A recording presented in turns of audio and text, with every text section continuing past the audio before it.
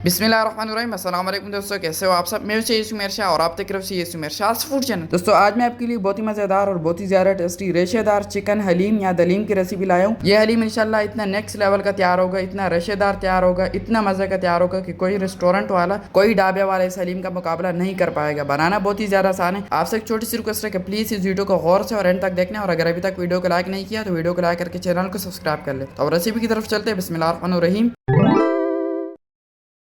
तो यहाँ पर एक छोटे से बाउल में बहुत सारा पानी ऐड कर देंगे और इसी के साथ इसमें हम 3 किस्म के दाल ऐड करेंगे। यहाँ पर मेरे पास आधा कप चने का दाल है, जो अच्छे वाला होता है वो वाला आपने लेना है। उसी के साथ आधा कप मूंग की दाल है और आधा कप मसूर की दाल है। ठीक है, ये तीनों दाल आपने लेने। आप चाहे तो कोई और भी दाल इसमें ऐड कर सकते हैं, लेकिन मेरे ख्याल से ये काफ़ी होंगे। तो ये तीनों दाल हम इस पानी के अंदर ऐड कर देंगे। ऐड करने के बाद अब आपने इन दालों को इस तरीके से हाथों की मदद से मसलना है, ताकि इनके अंदर जो मेल और स्मेल है वो बाहर आ जाए। और मसलने के बाद ये आप देख सकते हो जो पानी है वो कितना ज़्यादा मेला हो चुका है, ये आप चेक कर रहे हो। तो इसलिए दालों को अच्छी तरह से धोना लाजमी होता है। ठीक है, तो ये तो एक छोटी सी बात है। उसके बाद आपने इसको ऊपर से ढक देना है और 2 से 3 घंटे आपने इसको लाजमी रखना है। ठीक है, इससे कम नहीं। उसके बाद यहाँ पर मेरे पास बोनिस चिकन है, जो एक पूरे चिकन का चेस्ट होता है वो मैंने ले लिया था। इसको मैंने सिर्फ 3 कट मार दिए थे, बाकी ये साबुत ही है। इसको आपने अच्छी तरह से धो लेना है, अच्छी तरह से वॉश कर लेना है। उसके बाद आपने इसको एक साइड में रख देना है। उसके अलावा आपने एक बाउल के अंदर पानी ऐड करना है और इसके अंदर आपने आधा कप चावल का ऐड कर देना है। ठीक है, कोई से भी चावल हो लेकिन अच्छे वाला हो। और यह हलीम के अंदर डालना बहुत ही ज़्यादा अहम होता है। इसको आपने अच्छी तरह से धो लेना है और इसको भी आपने सेम 3 घंटे के लिए छोड़ देना है। जब इसको पकाने की बारी आएगी तब आपने इसको निकाल लेना है पानी से। तो चलिए 3 घंटे के बाद आपने कढ़ाई के अंदर बहुत सारा पानी गर्म कर लेना है और उसके अंदर आपने सबसे पहले ये चिकन ऐड कर देना है। ठीक है, जो बोनलेस चिकन हमने लिया था वो आपने सबसे पहले इस कढ़ाई के अंदर ऐड कर देना है। ऐड करने के बाद ये जो दाल हमने भिगो कर रखी थी इसको भी अच्छी तरह से 3 घंटे कंप्लीट हो चुके हैं। तो इसको भी मैंने अच्छी तरह से 2 से 3 मरतबा फिर से धो लिया था। इसको भी आपने इस पानी में ऐड कर देना है चिकन के साथ। चन्नी को अच्छी तरह से साफ कर लेंगे और उसी के साथ ये जो चावल हमने भिगो कर रखे थे ये भी बिल्कुल तैयार है। तो ये भी हम इस दाल और चिकन के साथ इसमें ऐड कर देंगे। बॉल को अच्छी तरह से साफ कर लेंगे ताकि ज़ाया ना जाए। ऐड करने के बाद अब यहाँ पर आपने अच्छी तरह से इसकी मिक्सिंग करनी है ताकि सभी चीज़ें आपस में मिक्स हो जाए।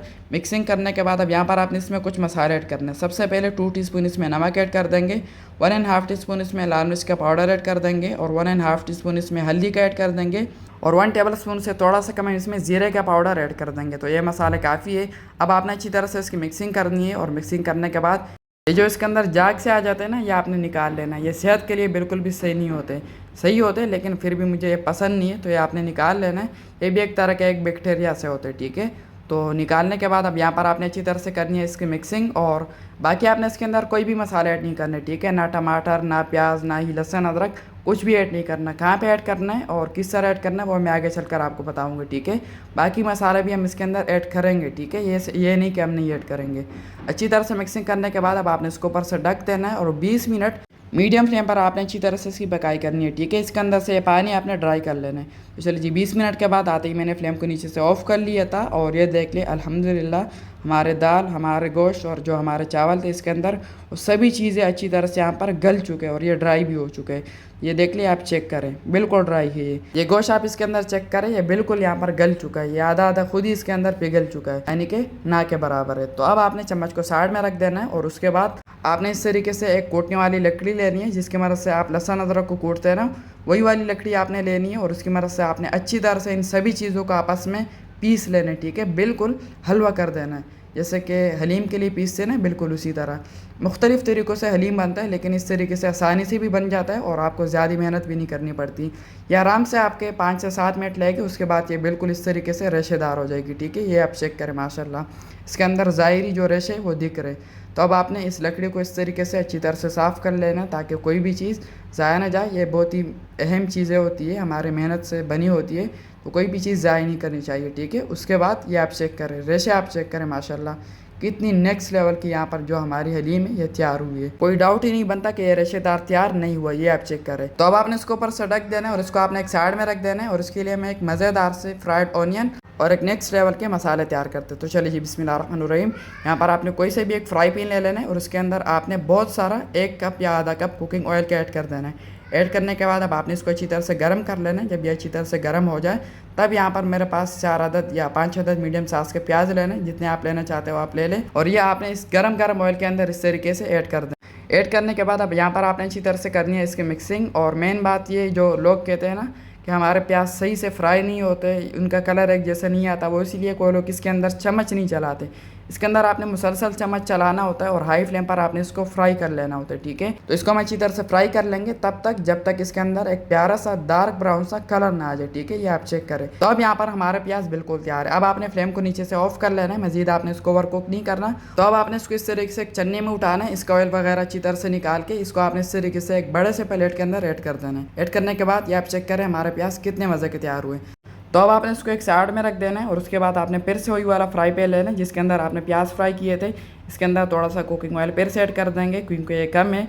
और उसके बाद आपने इसको हाई फ्लेम पर इसको आपने गर्म नहीं करना है, ठीक है। लो सा फ्लेम आपने नीचे रखना है और उसके अंदर आपने 2 टेबल स्पून लहसुन अदरक का पेस्ट ऐड कर देना है। ऐड करने के बाद अब यहाँ पर हम अच्छी तरह से करेंगे इसकी मिक्सिंग और अच्छी तरह से मिक्सिंग कर लेने के बाद अब हम इसमें कुछ मसाले ऐड करेंगे। बिस्मिल्लाहिर्रहमानिर्रहीम। सबसे पहले इसमें हाफ़ टी स्पून लाल मिर्च का पाउडर ऐड कर देंगे, हाफ़ टी स्पून इसमें हल्दी का ऐड कर देंगे, 2 टीस्पून इसमें खुश्क धनिया पाउडर ऐड कर देंगे या 3 टीस्पून, और 2 टीस्पून गरम मसाले का पाउडर चला जाएगा, 1 टीस्पून काली मिर्च का पाउडर चला जाएगा और 2 टीस्पून या 3 टीस्पून इसमें ज़ीरे का पाउडर चला जाएगा।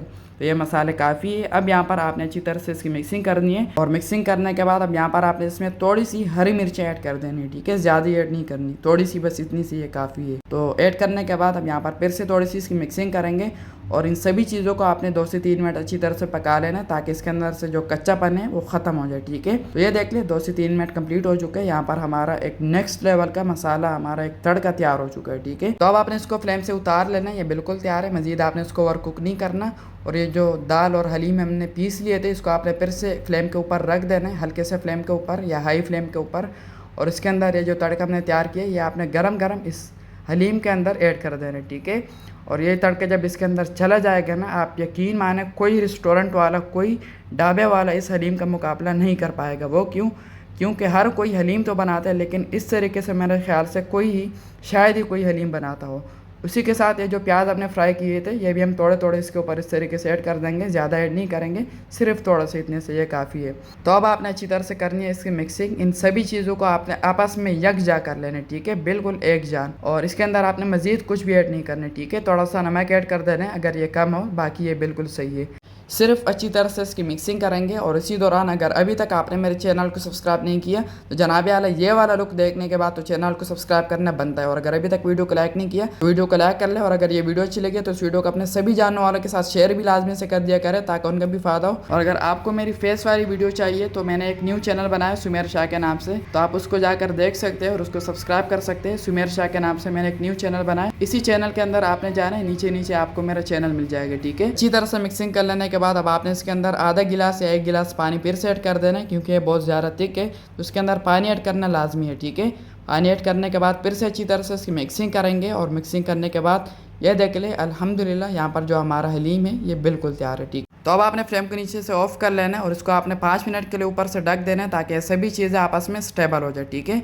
5 मिनट के बाद ढक्कन हटा देते हैं और ये देख ले माशाल्लाह अल्हम्दुलिल्लाह यहाँ पर जो हमारा रेशेदार हमारा चिकन हलीम है ये बिल्कुल तैयार है। ये आप चेक कर रहे हैं, कोई शक नहीं है कि इसके अंदर रेशे नहीं है, कोई शक नहीं है कि ये थिक नहीं है, कोई शक नहीं है कि इसके अंदर कलर नहीं है। ये आप चेक करें माशाल्लाह। तो अब मैं आपके सामने इस हलीम को इस प्लेट के अंदर सर्व करता हूँ और ये आप चेक करें माशाल्लाह कितनी रेशेदार, कितनी थिक और कितनी नेक्स्ट लेवल की यहाँ पर हमारी हलीम तैयार हुई है। तो अब फाइनल लुक की तरफ चलते हैं, बिस्मिल्लाहिर्रहमानिर्रहीम। लेकिन फाइनल लुक दिखाने से पहले यहाँ पर एक छोटा सा प्रोसेस और है, वो ये कि आपने इसके ऊपर थोड़ा सा फ्राइड अनियन ऐड करना है जो कि बहुत ही अहम है, जिसके बगैर हमारी हलीम थोड़ी सी कमज़ोर लगती है, ठीक है। फ्राइड अनियन ऐड कर देंगे और थोड़ी सी हरी मिर्ची बहुत ही खूबसूरती के साथ, और थोड़ी सी इसमें हरा धनिया ऐड कर देंगे जो कि बहुत अहम होती है। और ये डालने के बाद अब चलते हैं फाइनल लुक की तरफ।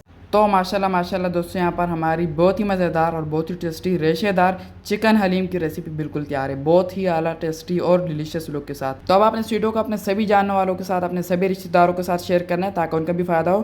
क्या पता आपकी वजह से उनका भी कुछ अच्छा और कुछ नया सीखने को मिल सके। और अगर अभी तक वीडियो को लाइक नहीं किया तो वीडियो को लाइक करके चैनल को सब्सक्राइब कर ले। तो मेरी दुआ है अल्लाह ताला से कि अल्लाह ताला आपको सदा खुश और सलामत रखे, अल्लाह ताला आपको दोनों जहानों की खुशियाँ और कामयाबियाँ अता फरमाए। तो मिलते हैं किसी ने वीडियो में अमेजिंग रेसिपी के साथ, तब तक के लिए अपना बहुत सारा ख्याल रखिएगा, दुआ में ज़रूर याद रखिएगा। अल्लाह हाफिज़।